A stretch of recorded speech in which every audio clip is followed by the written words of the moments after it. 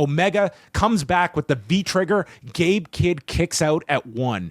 And what I always love about the 1 count is when it's actually the symbol that that's literally all this person has left because they're about to crumble. And he gets on his knees and he gives the defiant middle fingers before he is hit with the Kamagoye of all things, and then a one-winged angel to pin Gabe Kidd in 31 minutes and 55 seconds.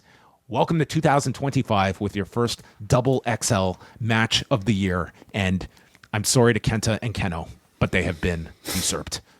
Day number 5 of the year. A brilliant, brilliant match that I just thought this was absolutely incredible. I was so impressed by the storytelling in this match. The story of Omega coming in as a returning traitor allowed Gabriel Kidd to become the biggest hero on the New Japan roster.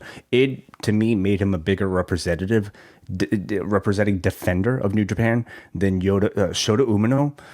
I was going to say, for all the, like, everyone out with their flashlights looking for the next guy, the guy has been right here in many ways. And this was, really proof positive that they have got a superstar here to me in Gabe Kidd. Yeah, it turned him into the biggest hero on this show. And we have to think about some of the context, to lead into this match.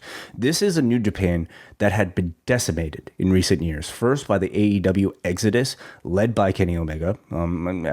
Primarily led by Kenny Omega, I should say. Then the pandemic, and here comes Kenny coming back, expecting to receive his flowers. That obviously is, colored and exaggerated for storytelling purposes, but it's a wonderful story that this crowd can get behind.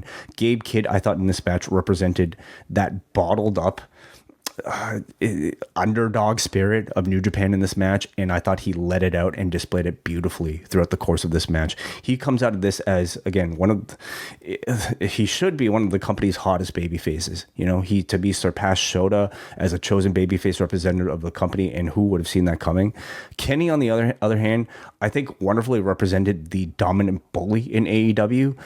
For a guy coming back from diverticulitis, I don't know if this would have been the role you would have predicted for him, but for this New Japan audience on this particular evening, the role of Invader worked really well for him. The thing is, like, when you get to a certain level, like, the athleticism, it's tremendous. It's something that's going to grab attention. It's this battle to truly get over, and over in such a way that you are at a level you only need to do an X amount when you're at this level that a Kenny Omega is at now. And to construct something like this when you haven't wrestled in 13 months and you're coming, like, this is not a torn ACL. This is something that could have killed him.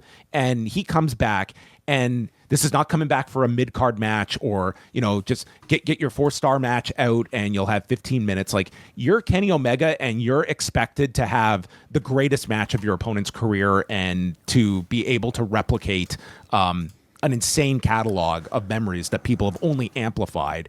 To come out and do this is, I just thought this was an incredible effort by both individuals. Kenny did that, and he didn't do it alone. Kenny was an incredible performer here, but I think the talk of this match coming out of it is Gabe Kidd, and I think the great story that he managed to choose and crafted here. The closing image of this match, the lasting image of this match, is the thing that is the thing that will, I think, be the lasting memory, and that is seeing Hiroshi Tanahashi on commentary. I was just crying, bawling his eyes out.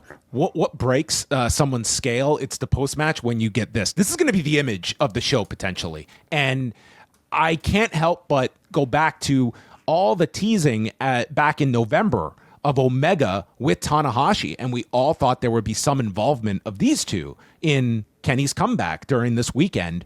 And I imagine that Tanahashi and Omega will be linked in some way because they already did the interviews together and teased that. That I think this was very deliberate. But this moment here, this match was incredible, and it was just capped off by this at the end, which does leave for something to follow. Of here is your president of your company that is brought to tears.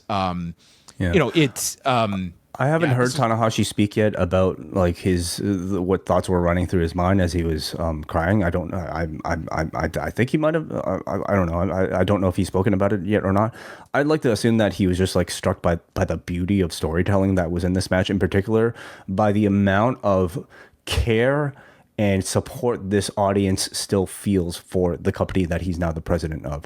Despite everything that this company has gone through in recent years, they still showed a spirit where were willing to fight, like Gabe Kidd showed here, and I have to think that I'd like to think at least that was probably partially what drove some of the emotion in him.